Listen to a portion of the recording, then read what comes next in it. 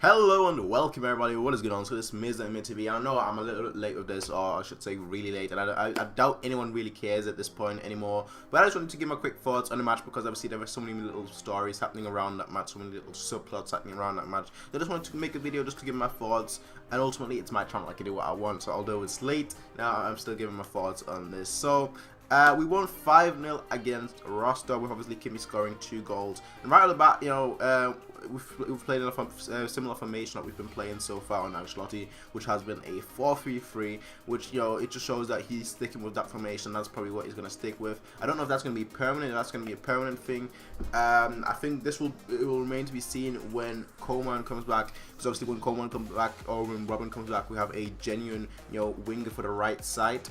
And it'll be interesting to see if he will switch to like a 4-4-2 or if he will stick with the 4-3-3. These are all things that we should be able to see this weekend. So I'm really looking forward to that.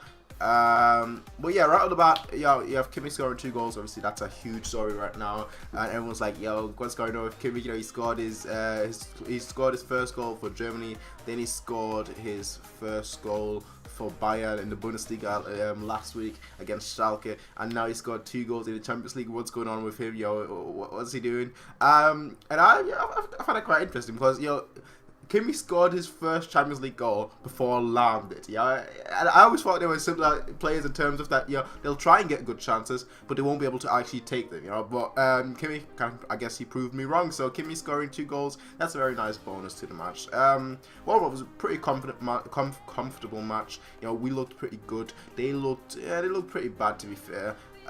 We really had a lot of chances, especially through the left. It looked like we were really dangerous, you know, with Costa and Alaba looking very threatening. They combined very nicely, you know, the way you normally see with Alaba and Ribery combining. So that was very interesting to see, and it was very good to see, to be fair.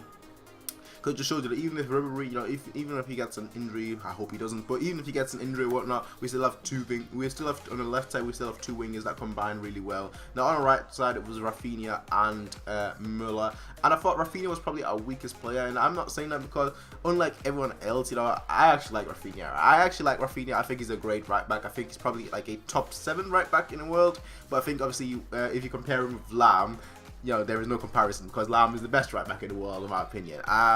So yeah, and obviously my favorite player as well. So yeah, Rafinha being on the right, I thought he looked pretty shaky at the beginning. He grew more into the game, but right at the beginning he looked pretty shaky for about like the first 20-30 minutes or so, because every time he did get the ball, he made a missed pass. You know, he played to the wrong person.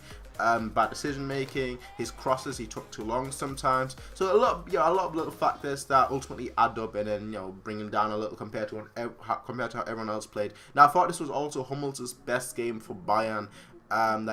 Best game that he's played for us since he's come here. He looked really assured. He looked good.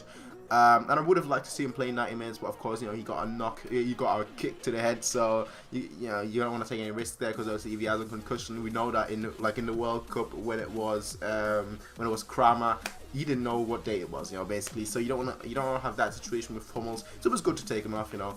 Now another player I want to focus on just very quickly is Thiago, because obviously he had a really bad game last time, but today he had a really good game. I thought he was probably our man of the match. I'm not gonna say definitely, but I'd say probably our man of the match, because he was everywhere. He was dictating everything. So I do think that he was probably like I said, probably put an asterisk next to Thiago's name, because in my opinion he was probably the man of the match. I know a lot of people will say Kimmich. Well, I thought Kimmich until his goal, he didn't look bad, but he wasn't really great. I thought he was just good, you know. But obviously he scored 2 goals, so that raises the good to like a great / fantastic. But I'm just trying to take away the goals here. I'm just looking at the overall playing. For me, it was probably either Thiago or Vidal.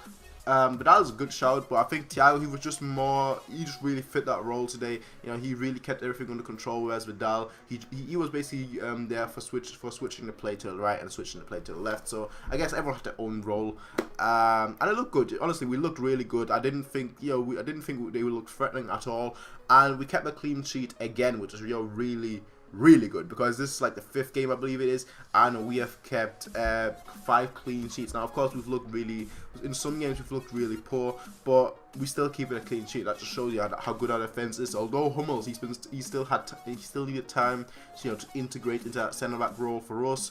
Although Javi, by trade, I guess you could say, isn't really a centre back. Although I think his best position right now is a centre back. I don't think he's gonna fit in the midfield anymore. That's just my thoughts, though.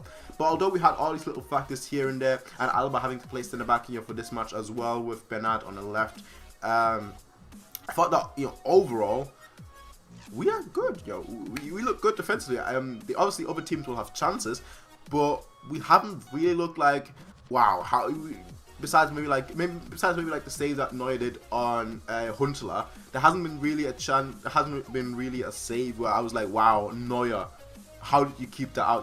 That wasn't really the case. Maybe the Huntelaar chance, yes, but besides that, it was basically just routine saves so far.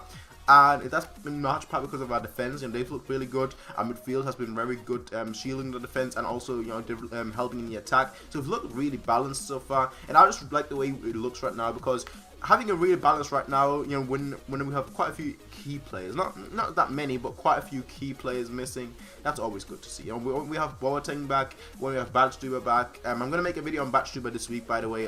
Just talking about, is there still a place for him in the team, or is there not a place for him in the team? You can leave me your thoughts in the comment section down below. I'll include those in the video. If you guys think that Badstuber is still part of the team, that is still that is still a key part of the team, or that he is not a key part of the team anymore. I want to get as many comments and thoughts of that as possible, just because, like I said, I'm gonna make a huge discussion on that, maybe like 20 minutes discussion. So I wanted to include like every single thought and every single opinion of every single person. So yeah, that's just my take though. But yeah, we won 5-0. Obviously, Lewandowski scored a goal, a penalty. It just shows you that he is now on penalty duty. Although I believe the ball was actually moving before he took the shot. So the ball was still, and when he took the run, the ball started to move a little. Even though that was the case, he still slotted it in perfectly. So it just shows you that he's a very confident penalty taker. And I do like this. I do like the style, the same thing that Muller normally does, where you just look at the keeper, you don't look at the ball, you know where the ball is, you just focus on the keeper. I do like that.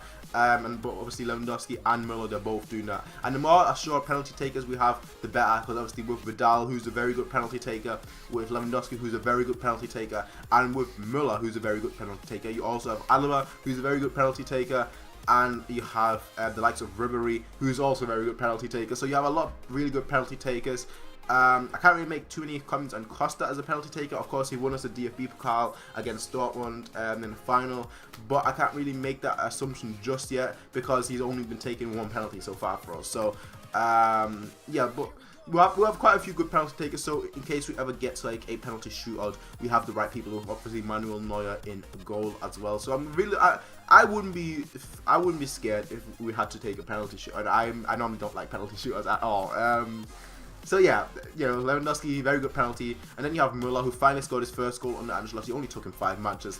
I'm hoping that now that he scored one, that he's gonna score multiple goals. That he's gonna start, getting his. It's not like he's been bad, so I shouldn't say he start getting his form back, but start getting his goal scoring boots on, because that's basically what's been lacking. He's been playing really well. He's been assisting. He's always been there to try and get a chance, but so far he's not been clinical enough. And with him scoring his first goal, maybe now the floodgates are open, and maybe now he can actually score goals under Ancelotti. Who knows? But he scored his first goal after a brilliant cross by Alaba, which is, I'm saying the left side is our best side, or the left side was our best side in that match. With obviously Lam being back on the right side, we're gonna balance sides again. Beautiful, just beautiful. And then obviously we had the Kimmich show. We had the Kimmich show. He scored 2 goals. One was like a counter run all the way, and then scored.